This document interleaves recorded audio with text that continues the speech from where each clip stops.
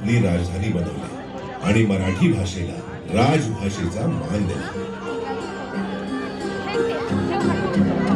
शासक बदलत होते तशा राज्याच्या सीमाही बदलत होत्या.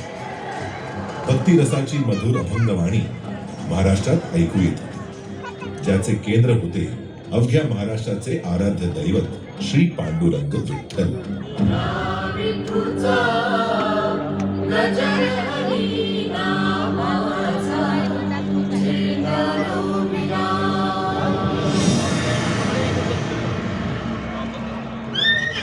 तेरावे शतक संपता संपता महाराष्ट्रात भयंकर उलथापालथीचा भीतीदायक काळ सुरू झाला. खिलजी वंशाचा आक्रमक शासक अलाउद्दीन खिलजी यांनी यादवांच्या देवगिरीवर हल्ला चढवला.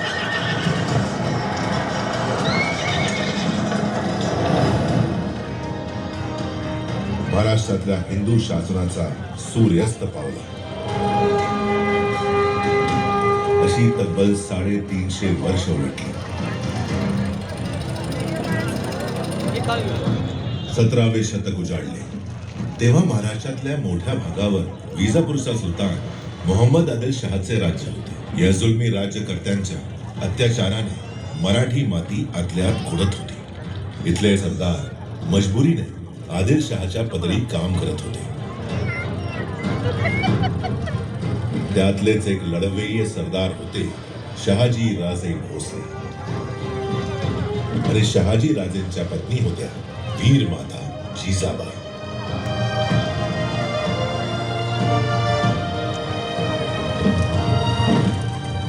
जेव्हा भारतभूमी आक्रंदत होती, मागत होती एका वीर पुत्राचे दान, मा जिजाऊंच्या पोटी जन्मला एक पुत्र महान, ज्याचं लाडाचं नाव होतं शिवबा, ज्यांना आपण सगळे ओळखतो छत्रपती शिवाजी महाराज या नावाने.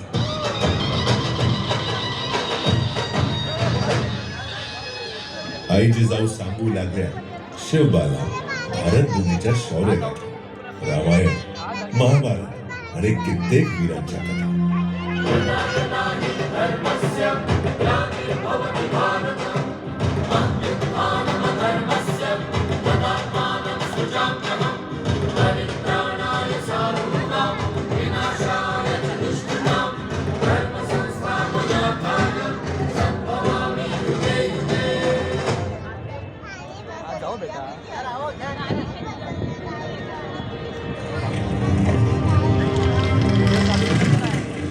केवळ भूमीच नव्हे, मराठ्यांचा स्वाभिमानही होता गहाण.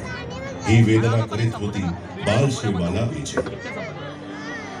वयाच्या अवघ्या 15व्या वर्षी वीर मावळ्यांना गोळा करून शिवबाने चेतवला त्यांच्या मनात मराठी अस्मितेचा अंगार आणि केला एक अद्भुत संकल्प, अन्यायाविरुद्ध एल्गार.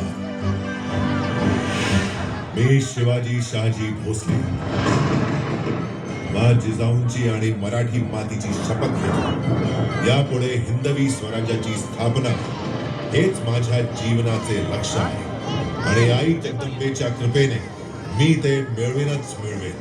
आमचा संकल्प आहे स्वराज्य आणि केवळ स्वराज्य.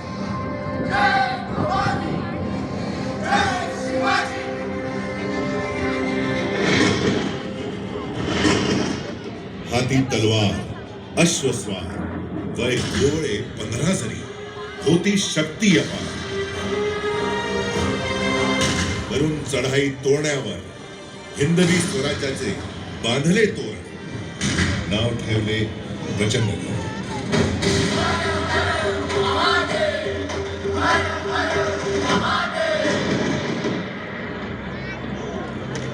शिवाजी महाराजांचा हा विजयरथ रोखण्यासाठी आदिलशहाचा सेनापती अफजल खान प्रतापगडावर पोहोचला.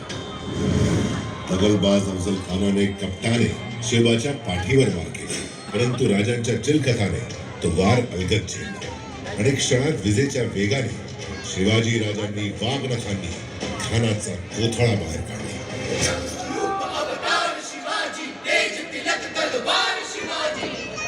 थरथरली अवघी आदिलशाही, थरथरली दिल्लीची मोगलाई.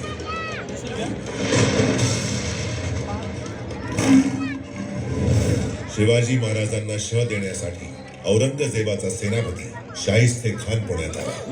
वीर शिवाजीने शाहिस्ते खानाची बोटे छाटली. याच दरम्यान सुरतेचा मोठा खजिनाही महाराजांनी लुटला. पुरंदरच्या तहानंतर औरंगजेबाचा सरदार जयसिंगासोबत महाराज त्यांचे पुत्र बाल संभाजी राजेंना घेऊन औरंगजेबाची भेट घ्यायला आग्र्याला पोचले. तिथे दगाबाज औरंगजेबाने कप्ताने त्यांना बंदी केली. परंतु वीरांना रोखू शकती ना भिंती ना तारा. महाराजांनी चतुराईने केला तिथून पोबार. आग्र्याहून सुटका झाली.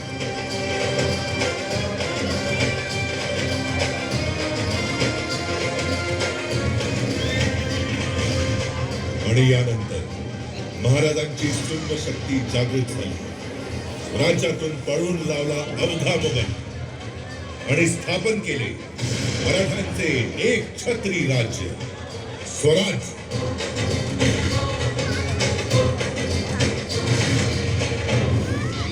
ज्यासाठी प्राणांची आहुती दिली शिवाकाशी, जीवा महाले, कान्होजी आंग्रे, तानाजी मालुसरे आणि बाजी प्रभू देशपांडे यासारख्या अगणित मावळ्यांनी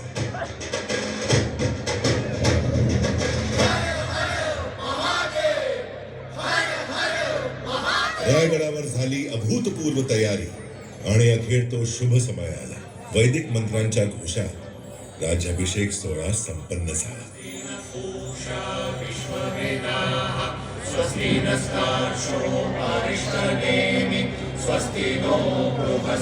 रयतेचे लाडके शिवबाराजे छत्रपती शिवाजी महाराज झाले.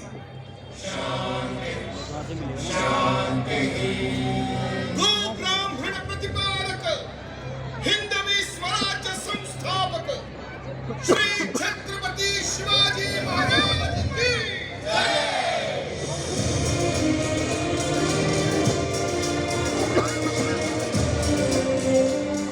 महाराजांची ख्याती सर्व दिशांना पसरत होती, बहरत होती.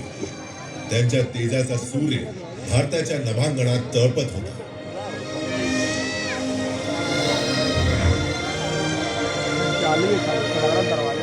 परंतु तो दुर्भाग्याचा दिवस उजाडला. सन 1680 दिनांक 3 एप्रिल. हिंदवी स्वराज्याचा हा तळपता तारा अस्त पावला. छत्रपती शिवाजी महाराजांनी आपल्या नश्वर देहाचा त्याग केला. परंतु करोडो भारतीयांच्या हृदयात ते आजही जिवंत आहेत आणि अनंत काळ त्यांचं हे स्थान अढळ आहे. ध्रुव ताऱ्याप्रमाणे.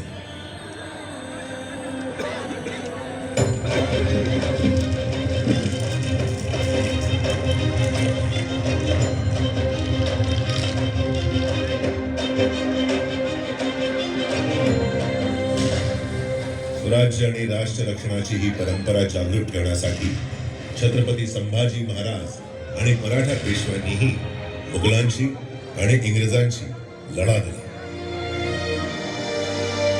परंतु 1857 सालापर्यंत मराठ्यांच्या स्वराज्यासहित सगळ्या भारत देशावर इंग्रजांचे राज्य आले. संपूर्ण भारत इंग्रजांच्या जुलमी राजवटीच्या बंधनात जखडला होता.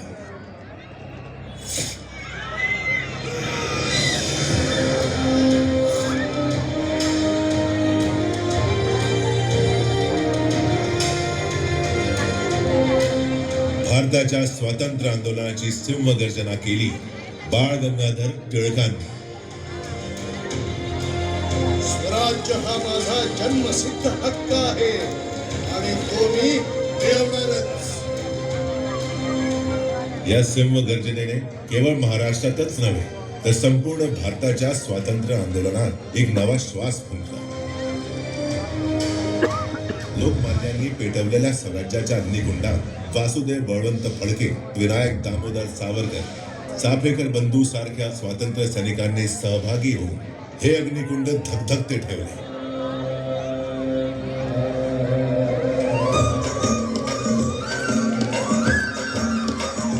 स्वातंत्र्य संग्रामाला नवी दिशा देण्यासाठी महात्मा गांधी दक्षिण आफ्रिकेहून भारतात परतले. मुंबई हे त्या आंदोलनाचे एक प्रमुख केंद्र होते. दांडी यात्रा असो, असहकार चळवळ असो, महाराष्ट्रातल्या स्वातंत्र्य सैनिकांनी महात्मा गांधींना मोलाची साथ दिली. याच मुंबईतल्या गोवालिया टँक मैदानातून गांधीजींनी इंग्रजांना भारत छोडोचा अंतिम इशारा दिला आणि इंग्रजांच्या जुलुमी सत्तेला इथून निघून जाण्यास भाग पाडले.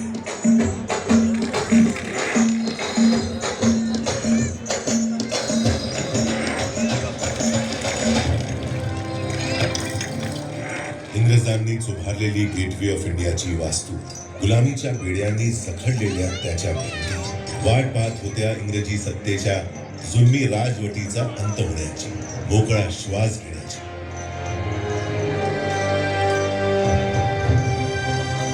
आणि तो दिवस उगवला. हजारोंच्या बलिदानाने जवळपास 200 वर्षाच्या गुलामगिरीतून देश स्वतंत्र झाला.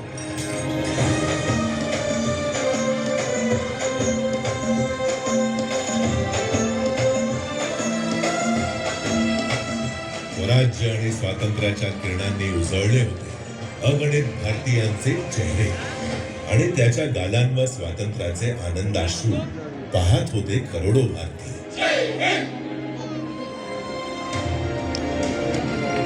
गेटवे ऑफ इंडिया पाहत होता ब्रिटिशांची अखेरची सैनिक तुकडी समुद्रातून रवाना होता. स्वातंत्र्याचं कालचक्र भारतात पुन्हा गतिमान झालं. एक नवा सूर्य भारताच्या क्षितिजावर तळपू लागला. स्वतंत्र भारताचे भविष्य उज्ज्वल करण्यासाठी कायद्याचे विद्वान अभ्यासक बाबासाहेब आंबेडकर भारतीय राज्यघटनेचे शिल्पकार ठरले.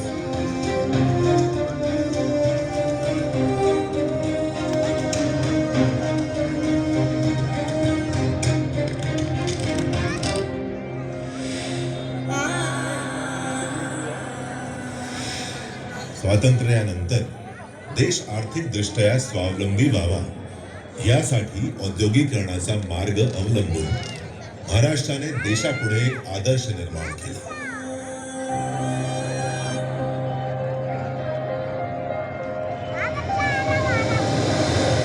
मुंबई, जिला फिरंग्यांनी बॉम्बे म्हटलं, जिथे पहिली ट्रेन धावली, पहिली फिल्म बनली, ती मुंबई स्वातंत्र्यानंतर अधिकच उजळू लागली. असंख्य भारतीयांच्या स्वप्नांची नगरी झाली ही मुंबई. आज भारताच्या आर्थिक राजधानीचे शहर आहे मुंबई.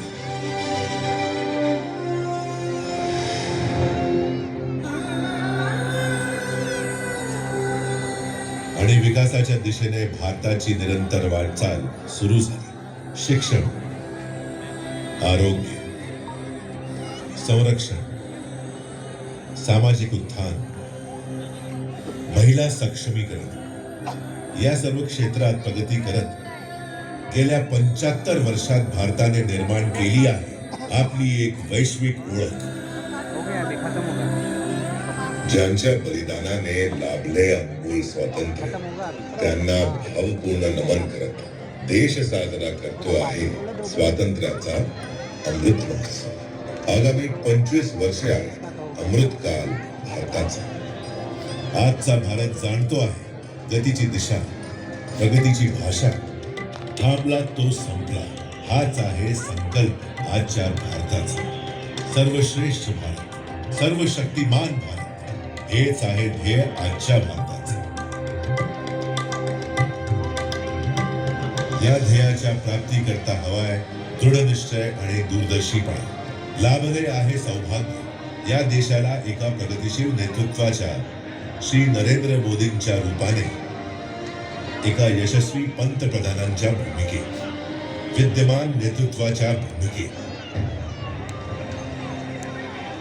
ज्यांचा संकल्प आहे सन 2047च्या आधी भारताला विकसित देशांच्या यादीत सामील करणे. आणि हे शक्य आहे त्या पंचप्राणांच्या जोरावर.